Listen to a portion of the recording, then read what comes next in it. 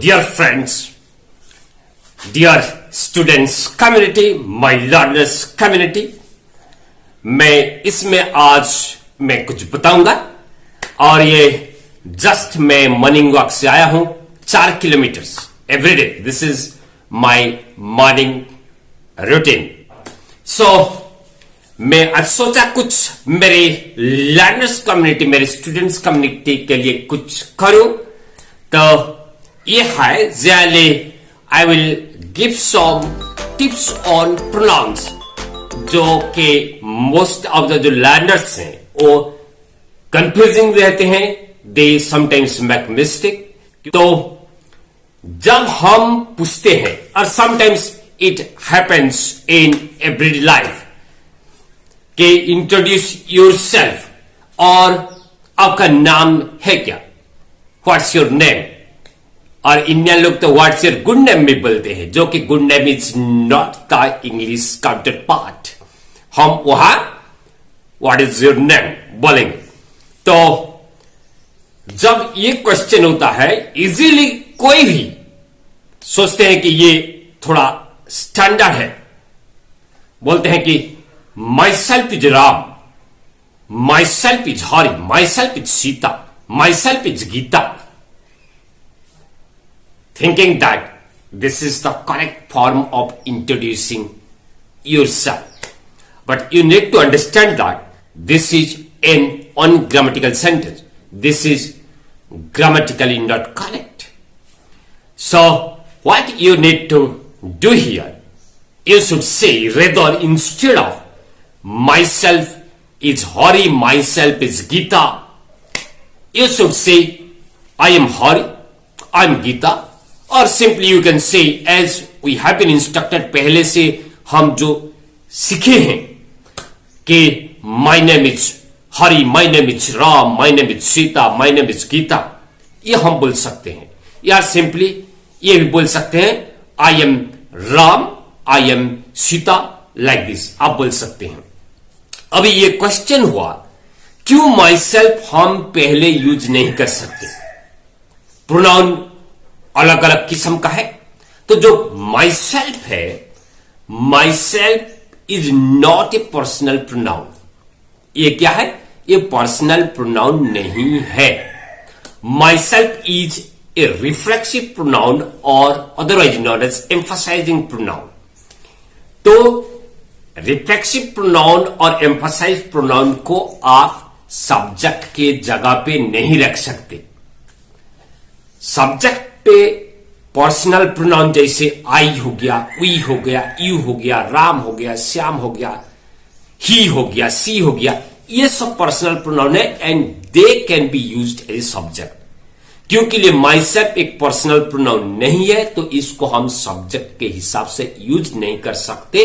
इसीलिए my self is Ram वो गलत है. हां, अगर आप चाहते हो कि माई सेल्फ या ही ऐसे कुछ लगाओगे, हिमसेल्फ ऐसे तो लगाओगे, आप ऐसे बोल सकते हो इसमें I am my self Ram, I am my self Sita, ऐसे कर सकते हो. ये हो गया वन ग्रामेटिकल करेक्टनेस और ग्रामेटिकल मिस्टेक, जो कि हम ध्यान देना होगा. और एक सेंटेंस और मैं बताऊंगा. लुक एट दिस सेंटेंस, मैं अभी जो बोलने वाला हूं. Both you and me are interested to attend this class. Both you and me are interested to attend this class. तो one of my student ask me whether this sentence is correct. हां, कोई कोई तो इसको use करते हैं. Sometimes they use me as the subject. Both you and me are interested to attend this class. Look at this sentence here. ये गलत है या करेक्ट है? आप सोचते होंगे ये करेक्ट है. नहीं, दिस इज नॉट करेक्ट. ये गलत है, क्योंकि लिए जो मी है, मी is in the objective case, that is not in the subjective case. and me cannot be used as a subject. आप बोल सकते हैं क्या? Me is going to school और me is interested to attend the class. आप बोल सकते हो? नहीं. I am interested to class और I am going to class. ऐसे बोल सकते हो. तो in this case आप both you and I are interested to attend this class. ऐसे होगा. लेकिन अगर इसको आप ऑब्जेक्टिव जगह पे यूज करोगे तो yes you can use in this way. He has given this book to both you and me. He has given this book to both you and me. यहां पे हम मी यूज कर सकते हैं because here me is used in the positions of an object.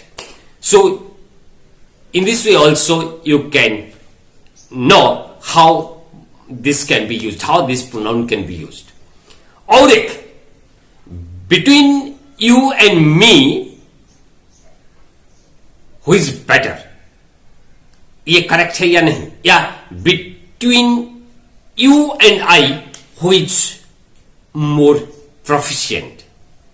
अगर इस type का sentence होगा तो between you and I is not acceptable, क्योंकि लिए प्रपोजिशन के बाद ऑब्जेक्टिव होगा.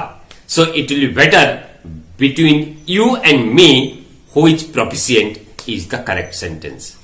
तो in this way we can have some knowledge about how to use pronoun correctly in the day-to-day sentence, in everyday sentence.